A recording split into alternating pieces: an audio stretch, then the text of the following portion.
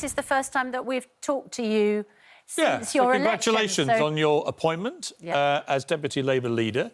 It's an interesting time, isn't it, for you and Keir Starmer to take over the party, given that you've just been handed the biggest crisis since the Second World War. How do you see the role of the opposition here? How hard can you go, do you think, in criticising the government when I suppose they also need your help? Yeah, I think it's really difficult times, and we have to recognise that. And Labour went into this crisis after losing the general election in a catastrophic way. So me and Keir took over at a time where it's fair to say that the voters out there were not very impressed with Labour.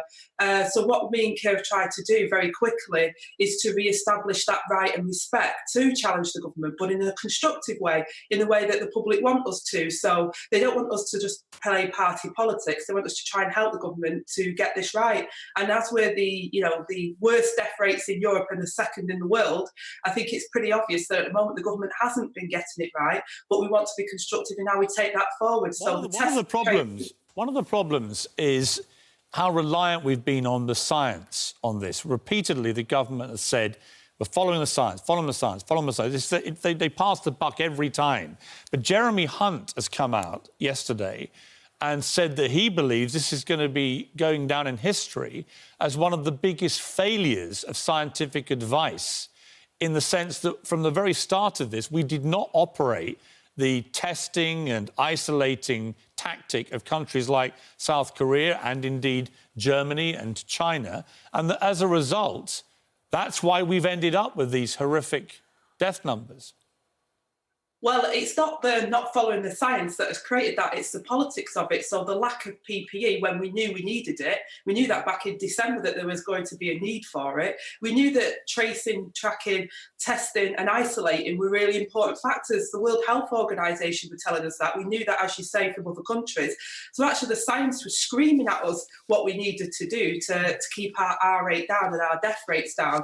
But we failed to do that. We allowed people to go out of hospital without knowing whether or not they were carrying the virus back into care homes, and we've seen a spike in care home deaths. So actually I would challenge whether we've been actually following the science fully, and where countries have followed the science and locked down early, we were way too slow to lock down. And my concern now is that we might be too fast without the proper guidance to come out of lockdown. Well, I think it's so frustrating. I wonder if you share my frustration, Angela Rayner, that we're now being told to follow our common sense.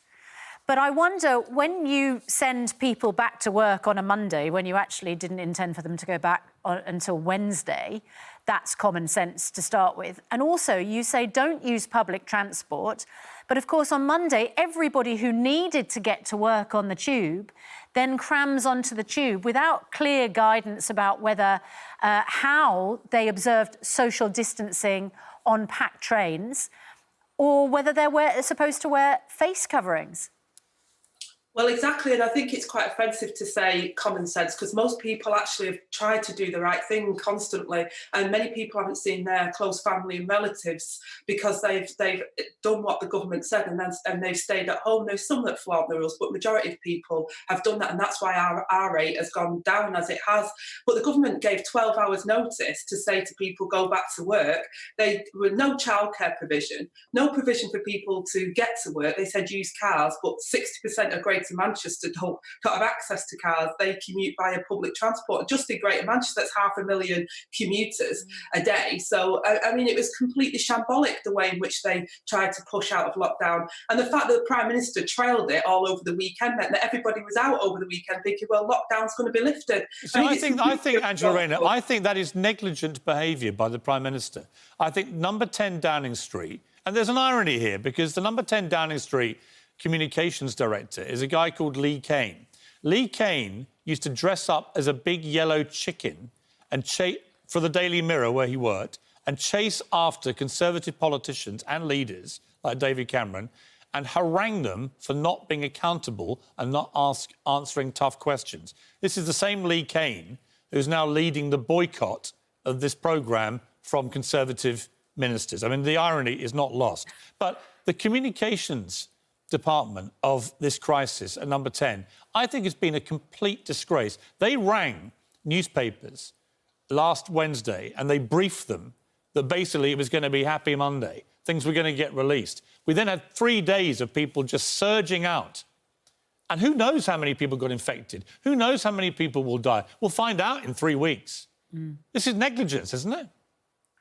Well, exactly. It's irresponsible, I would say. I mean, if you look at what's happening with the nations, I mean, England, Scotland, Northern Ireland and Wales, I mean, the 3 other nations have completely abandoned England's programme for it. They've said that they're not going with the stay alert message and that they will not reopen schools until they believe it's safe to do so, and they will not follow what our government has said. And I think that tells you all you need to know about where the government have taken this. And to give 12 hours notice and then rewind on that and say, actually, it's going to be Wednesday now. We only got the guidance for workplaces last night and they're supposed to reopen tomorrow, and we're still waiting on the guidance. And do you understand, Angela Rayner, sorry to interrupt, we're running out of time. Do you understand why cleaners can come to people's houses, but we can't? For example, I can't have the 2 sons I haven't seen in 10 weeks come to my house and maintain the same social distance. Does that make any sense to you?